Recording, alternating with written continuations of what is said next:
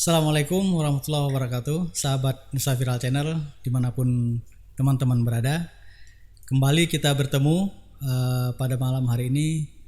Kita kedatangan tamu yang luar biasa seperti tamu-tamu sebelumnya. Tamu kita malam hari ini adalah seorang praktisi hukum. Beliau adalah pengacara daripada PT Danita Lestari sebagai pemilik Hotel Purajaya Kota Batam. Selamat malam, Bang Diki. Ya, selamat malam Pak Azari. Bang Diki, siapa namanya Ya, kalau saya boleh? Diki Asmara. Saya boleh memperkenalkan diri dulu ya? Silakan, Ya, silakan. Saya perkenalkan diri. Nama saya Diki Asmara Nasution, sarjana hukum. Saya kuasa hukum dari PT Danita Lestari terkait perobohan dan pengrusakan Hotel Purajaya Resort Batam yang ada di Nongsa dengan total kerugian hampir kurang lebih 922 miliar 400 juta rupiah. Baik, Bang Diki, mungkin bisa mulai memberikan gambaran bagaimana sih sebenarnya cerita PT Danita Lestari ini dengan Hotel Purajayanya. Maksudnya kasusnya yang sedang berkembang selama ini dari sisi hukum yang Abang sekarang tangani. Baik. Silakan. Ya. Jadi sebenarnya kasus ini sudah lama ya Pak ya. Kasus ini sudah lama bergulir dari tahun 2021. Sudah masuk ke ranah hukum juga dari Pengadilan Negeri, Pengadilan Tata Usaha Negara sampai ranah pidananya. Tapi memang saat ini kita benar-benar mau fokus kembali untuk melakukan gugatan kerugian ya secara perdata di pengadilan negeri, baik kerugian material maupun imaterial. Begitu, karena berdasarkan hukum yang kami ketahui bahwa perusakan hotel tersebut itu konteksnya sudah di luar hukum, dalam artian kami anggap ilegal. Dalam artian pada saat itu masih berproses di hukum tetapi sudah dirobohkan oleh salah satu PT yang ada di Batam yang mendapatkan hak pengelolaan lahannya dari BP Batam. Seperti itu. Sudah dirobohkan tapi belum ada apa namanya? Biasanya itu ada kepastian hukum untuk merobohkan, itu ada apa ya namanya? Ya, putusan. Ada putusan. Iya, jadi memang pada saat itu klien kami sedang melakukan upaya hukum ya di pengadilan negeri maupun di Petun. Belum ada putusan pada saat itu, tetapi PT tersebut sudah merobohkan hotel yang kami miliki, itu sudah menjadi tanah gitu. Itu berimplikasi pidana dong kalau seperti itu? Iya, jadi selain dari ranah perdata yang sedang kami lakukan, kami juga melakukan upaya pelaporan ya terkait pidananya, dan juga kami sedang mengkonsep untuk petunnya nanti. Dalam artian dalam petun ini kita sedang menilai apakah putusan-putusan pengadilan sebelumnya menurut kita apakah masih bisa kita ajukan peninjauan kembali dengan novum baru atau kita akan melakukan gugatan baru di petunnya. Sedang kita pelajari secara detail. Oke, sejauh Bang Diki tahu, pahami masalah hukumnya tersebut, kenapa ya mereka bisa seberani itu melakukan tindakan di luar ketentuan ya? Nah, itu dia. Saya juga kurang paham ya, kenapa ada salah satu perusahaan yang berani melakukan itu ya, perobohan dalam artian. Sementara mereka mestinya mengetahui kalau seandainya mereka ingin mendapatkan lahan tersebut, mereka harus ada ganti rugi kepada pemilik yang lama atas bangunan itu, dan itu tertuang di dalam keputusan-keputusan untuk mengambil alihan lahan dari BP Batam, tapi mereka tidak lakukan itu. Makanya kita juga bingung kenapa mereka berani seperti itu gitu. Mereka melakukan hal-hal yang di luar di luar hukum lah ya, ilegal lah kita anggap seperti itu. Tetapi apakah dalam saat perobohan yang terjadi pada saat itu ada pihak aparat yang mendampingi mereka waktu perobohan itu, ada nggak ya, kayak Iya, jadi sepengetahuan kami itu ada Pak Azari, makanya kita juga heran. Ada apa sih di belakang ini gitu? Kenapa ketika mereka melakukan perobohan itu didampingi aparat-aparat gitu? Mestinya aparat-aparat yang ada itu kan paham hukum. Ya, Mestinya ya, ini begitu kenapa di situ bisa dihadirkan ada aparat kayak Satpol PP dan lain-lain gitu. Nah, itulah yang kami pertanyakan sampai sekarang. Ada Satpol PP waktu itu pada saat di itu. apa, Iya, ada. selain Satpol PP ada pihak apa? Banyaklah instansi-instansi lain yang mungkin saya tidak sebutkan, tapi banyak dalam artian. Maka atas dasar hal itulah kami juga sudah menyurati Komisi 6 DPR RI dan Komisi 3 DPR RI. Dan kami sudah diundang ke Jakarta untuk melakukan RDPU terkait hal ini. Dan alhamdulillah Pak Azari, bapak-bapak yang ada di Komisi 6 dan Komisi 3 itu sangat mengecam sekali atas tindakan yang dilakukan perusahaan tersebut. Begitu. Saya mau balik ke belakang sedikit ya. Ya. Tadi kan dikatakan bahwa perobohan itu tidak ada dasar hukumnya, tidak ada ketetapan pengadilan lah untuk seperti itu ya. Betul. Terus kemudian ini kan dikawal oleh pihak berwajib. Iya. Dalam hal ini bukan pihak berwajib tapi Satpol PP ya. Satpol PP. Satpol PP. Polisi ada nggak kira-kira waktu itu? Polisi atau TNI ada nggak? Atau Ditpam BP ada nggak? Ya, Ditpam BP sepertinya ada dari Ditpam BP. Apakah ini bisa kita kategorikan mereka dalam satu komunitas namanya tim terpadu? Ya, tim terpadu. Ya. Tim terpadu dari BP Batam. Dari pemerintahan Kota Batam. Dari pihak PT Danita Lestari sendiri pada saat perobohan itu mereka tanggapannya seperti apa? Iya, Apakah mereka tidak melakukan pencegahan? Ya, pada saat itu klien kami ya pasti sangat mencegah. Klien kami berada di situ, mohon maaf bersama tim lawyer yang sebelumnya juga berada di situ nih Pak Azari untuk mencegah hal tersebut. Tapi karena berdasarkan informasi pengetahuan saya kurang lebih mereka yang mengawal itu ada kurang lebih 600-an orang, sehingga ya kita yang hanya beberapa saja tidak bisa mencegah itu gitu. Nah, itu yang harus diketahui juga untuk semua masyarakat Kota Batam. Ya, kita untuk lahan tersebut Pak Azari itu sebenarnya ada 30 hektar. Yang 10 hektar memang kita akui sudah habis. Habis masa peruntukannya. Masanya sudah habis, tapi kan di Batam ini kita tahu untuk UWTO-nya itu uang wajib tahunan otorita itu adalah 30 tahun, diperpanjang 20 tahun dan diperpanjang lagi 30 tahun. Itu kurang lebih ada 80 tahun. Tapi kita juga bingung kenapa yang ketika setahun sebelum habis masanya kita memperpanjang, tetapi BP Batam tidak memberikan perpanjangan itu kepada kita. Nah, itu yang kita heran.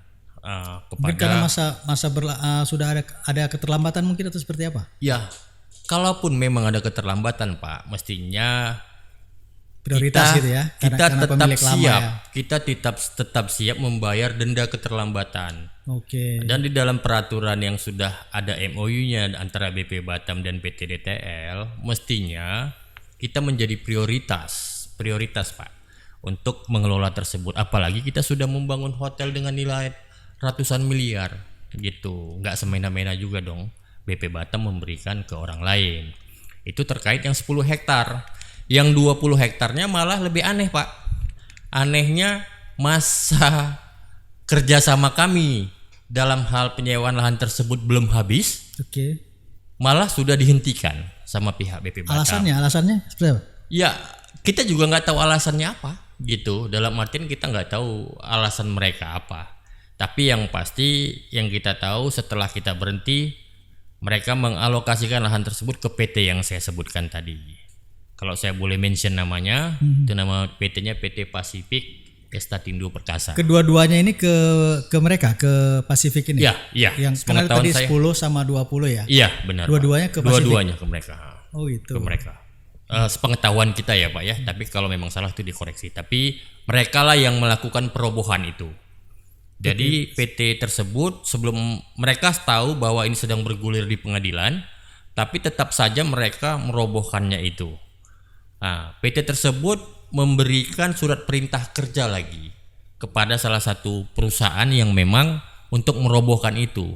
Kalau boleh saya sebut namanya PT Lamro Martua Sejati yang ada di Batam. Yang melaksanakan perobohan. Tapi atas surat perintah kerja dari PT yang mendapatkan alokasi lahan tadi. Begitu, Pak. Ini sedikit saya mungkin agak melompat. Pada saat itu ya, pimpinan PT Danita Salestari sendiri ya, apakah tidak memberikan instruksi ataupun apa yang bisa mencegah untuk dilakukan perobohan itu di pada waktu itu oleh apakah ya sebenarnya kita sudah mencegah. Namanya bangunan yang kita bangun berdarah-darah dengan nilai ratusan miliar rupiah tidak mungkin kita cegah. Beliau hadir di lapangan. Hadir Pak. Tapi ya memang karena maksudnya pimpinan PT Danita sendiri ada hadir di lapangan. Hadir. Pimpinannya tersebut hadir beserta kuasa hukumnya. Tapi memang masa yang pada saat itu masa kita tidak banyak dibanding mereka yang ratusan ditambah eskavator dan lain-lain, ya otomatis kita nggak bisa berbuat apa-apa. Ya maka dari itu saat ini kita mulai lagi untuk memfokuskan melakukan gugatan ulang di Perdata terkait perobohan tersebut untuk mengganti kerugian baik secara material maupun imaterial, dan saat ini sedang berproses di persidangan, Pak. Kemudian ini Bang Diki, ya, ada saya mengikuti pemberitaan di media baik yang PT Danita Salestari, RDPU dengan pihak Komisi 3 dan Komisi 6. Komisi 6. Benar. Jadi di sana ada disinggung ada satu nama ini unik, namanya Pak Ted Siong. Ya. Bisa Bang Diki jelaskan keterlibatan beliau dalam kasus PT Danita Salestari ini? Iya benar, baik.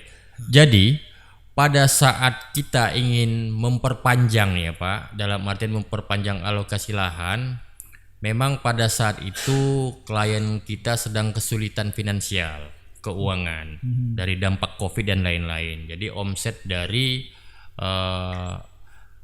hotel kita sedikit menurun.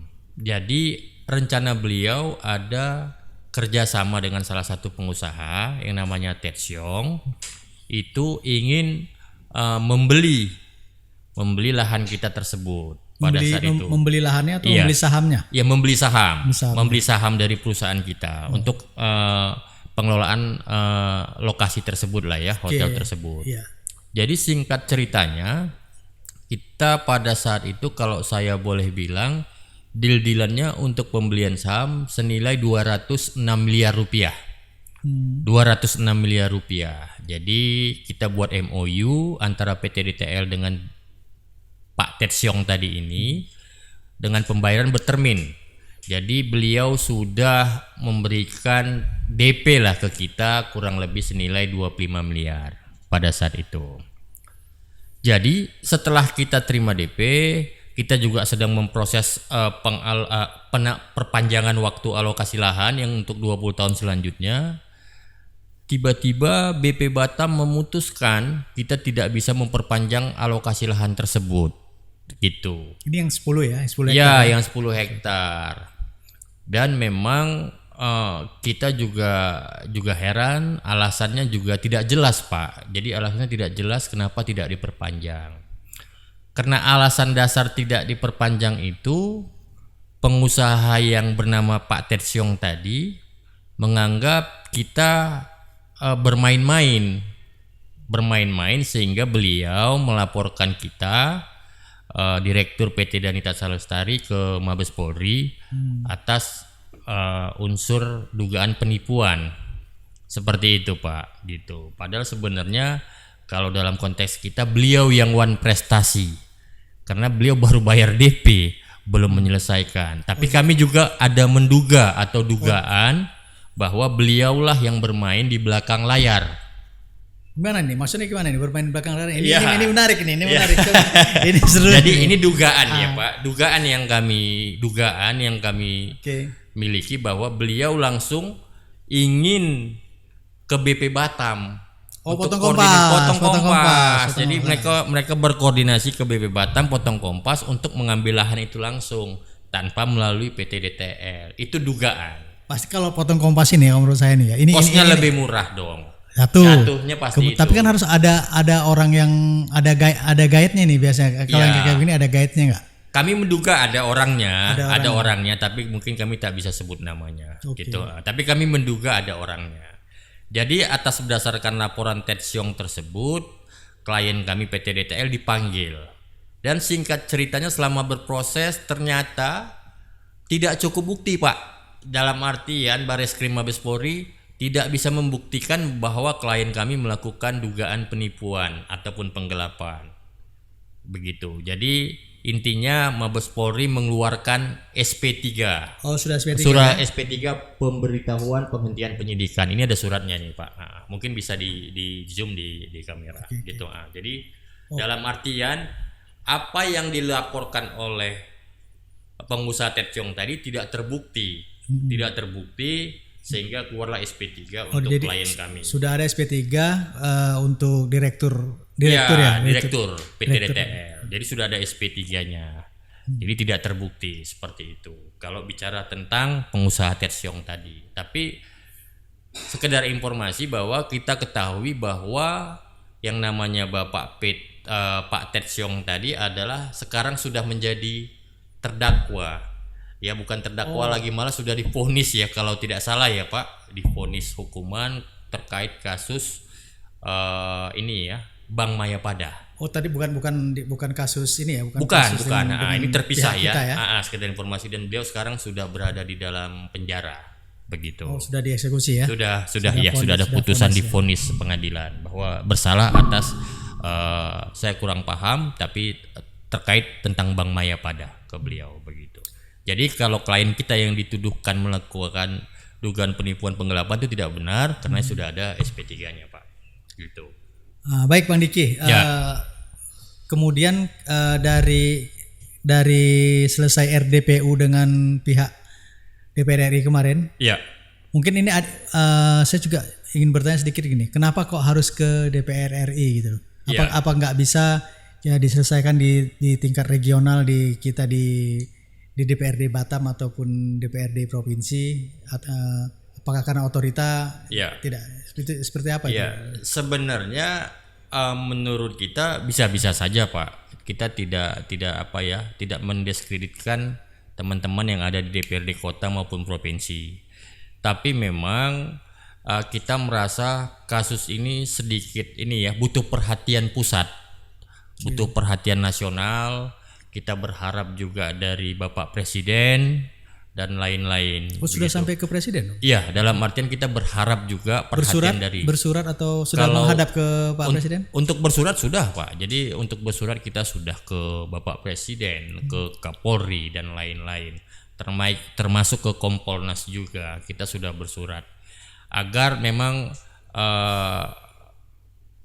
kita tahu bahwa Bapak Prabowo saat ini memang kan karakter yang tegas ya, yang dicintai masyarakat, yang memang benar pingin bersih-bersih sesuai ketentuan hukum ya Pak ya. Makanya memang kita berharap dari Bapak RI 1, Bapak Prabowo Subianto memberikan atensi atas kasus ini begitu. Karena kerugian yang ditimbulkan, yang kami lakukan gugatan di Pengadilan Negeri Batam ini terkait perdatanya itu cukup signifikan angkanya Pak, 922 miliar 400 juta rupiah. Itu kerugian. Iya, yang kami hitung berdasarkan angka dan nilai harga sekarang atas aset yang kami punya itu. Begitu Pak. Ini mungkin yang terakhir. Saya ingin tahu dari Bang Diki. Tentu sekarang sebelum ke situ saya mau tanya begini. Apakah sekarang ada upaya hukum lagi setelah beberapa kali upaya hukum yang dilakukan? Ya, saat ini upaya hukum yang sedang kita lakukan adalah gugatan perbuatan melawan hukum di Pengadilan Negeri Batam. Untuk prosesnya saat ini kita sudah masuk ke proses sidang mediasi yang kedua. Mungkin nanti tanggal 20 April 20 April 2025 akan sidang mediasi ketiga. Jadi sidang mediasi kedua kemarin agendanya kita memberikan resume ya Pak, resume mediasi seperti apa. Kita ada 3 poin. 3 poin yang kita utarakan di situ. Yang pertama, kami menanyakan ke pihak tergugat 1 dan tergugat 2 atas dasar apa mereka merobohkan bangunan kita, hotel kita dan resort kita. Yang kedua, kami meminta ganti kerugian senilai 922 miliar 400 juta rupiah. Yang ketiga, kalau seandainya mereka bersedia menerima permintaan kami yang pertama dan kedua tadi, kami bersedia untuk melakukan perdamaian dengan menandatangani akta pandading. Itu dari ranah perdata. Kalau dari ranah pidana, tentu Pak, tentu kita sudah lakukan upaya hukum termasuk pelaporan-pelaporan.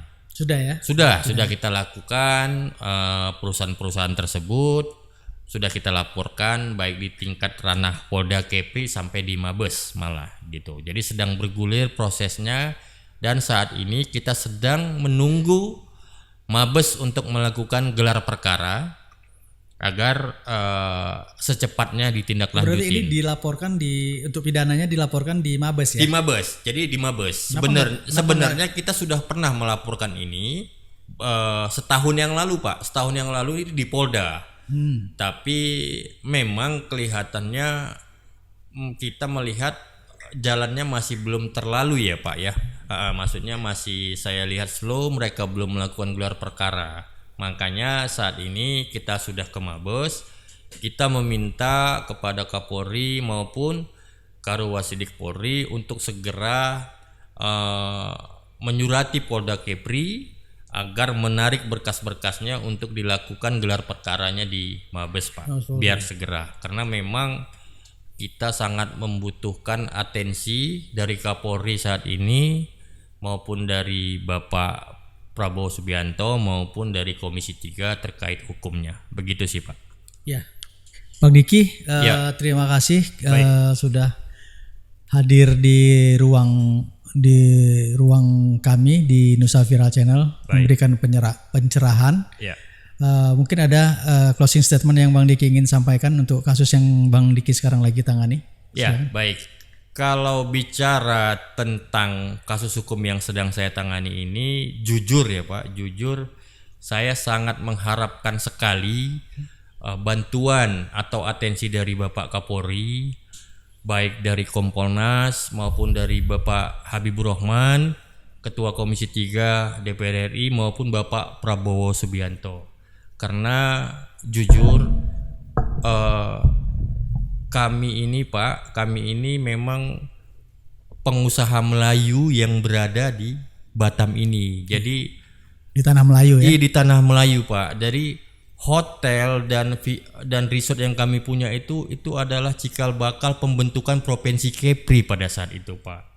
Dan kami merasa agar pemerintah juga memberikan atensi kepada orang-orang Melayu yang di Kepri, khususnya pengusaha-pengusaha Melayu itu agar diperhatikan. Kami jangan didiskreditkan begini Pak, begitu. Dalam artian banyak kok yang kita lihat di Batam ini pengusaha-pengusaha yang diduga telat membayar uang WTO, mereka tetap dikasih Pak perpanjangan walaupun memang ada dendanya gitu. Kami kan juga mau bayar denda pada saat itu tapi ya kita nggak tahu kenapa tiba-tiba BP Batam memberikan alokasinya ke perusahaan lain. Pengecualian ya? Pengecualian. Jadi kita merasa sangat dirugikan Pak di sini sebagai orang Melayu yang sudah beranak pinak dari ratusan tahun yang lalu ada di Batam ini.